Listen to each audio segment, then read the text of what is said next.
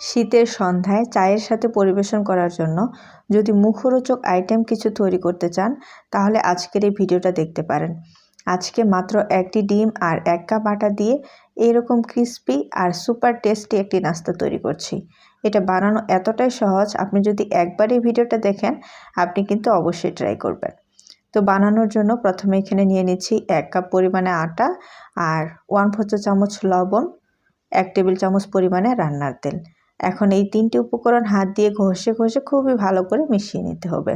তো প্রথম অবস্থা মনে হতে পারে যে তেলটা কম হয়ে গেছে, তবে ধৈর্য সহকারে ভালো করে একটু ময়ান দিয়ে দিবেন, তাহলে দেখবেন 1 কাপ আটার জন্য 1 টেবিল চামচ তেলই যথেষ্ট। তারপর নর্মাল পানি দিয়ে একটা ডো বানিয়ে নিচ্ছি। তো অল্প অল্প করে পানি দিয়ে আমি যে দেখুন একটা সফট ডো তৈরি করে নিয়েছি। তারপর 10 মিনিটের জন্য ঢাকনা দিয়ে ঢেকে রাখবো। তো এখন একটা কড়াই গরম করে সেখানে 1 চামচ রান্নার তেল দিয়ে দিলাম, 1/2 চামচ জিরা ফোড়ন দিয়ে দিব।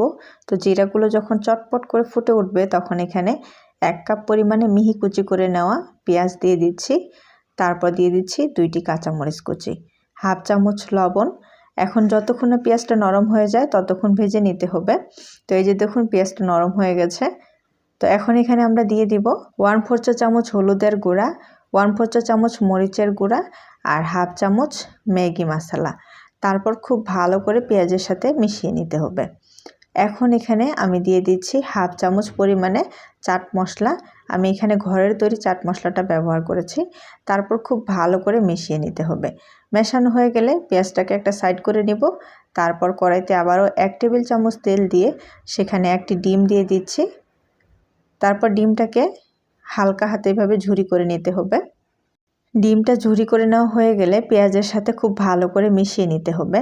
আর আমি এখানে ঝালের পরিমাণটা একটু কম দিয়েছি, আপনারা চাইলে এখানে চিলি ফ্লেক্স অথবা গোলমরিচের গুঁড়ো ব্যবহার করতে পারেন যদি আপনি বেশি ঝাল খান। এরপর সেখানে 1 চামচ টমেটো সস দিয়ে দিচ্ছি। তারপর দিয়ে দিচ্ছি ধনেপাতা কুচি। অবশ্যই কিন্তু টমেটো সসটা দেওয়ার চেষ্টা করবেন, এতে করে এটা স্বাদ বহুগুণে বেড়ে যাবে। তো সব কিছু ভালো করে মিশিয়ে ঠান্ডা করে নেব। এরপর আমরা যে ডোটাকে 10 মিনিটের জন্য রেস্টে রেখেছিলাম সেটা ঢাকনাটা সরিয়ে হালকা একটু ময়ান দিয়ে ছোট ছোট করে লেচি কেটে নেব। তো আমি এখানে 6 পিস লেচি কেটে নিচ্ছি।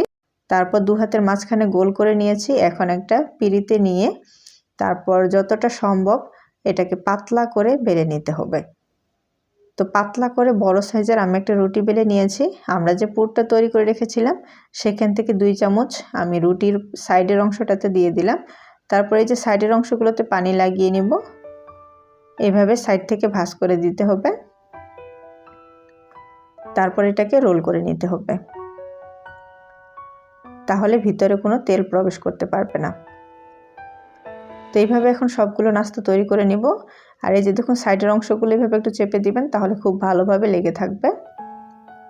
এদিকে আমি কড়াইতে খুব ভালো করে তেল গরম করে নিয়েছি। তারপর সেখানে নাস্তাগুলো দিয়ে দিচ্ছি। এখন যতক্ষণ না 2 পাশে লালচে কালার হয় ততক্ষণ মিডিয়াম টু লোয়ের মাঝামাঝিতে রেখে নাস্তাগুলোকে ভেজে নিতে হবে।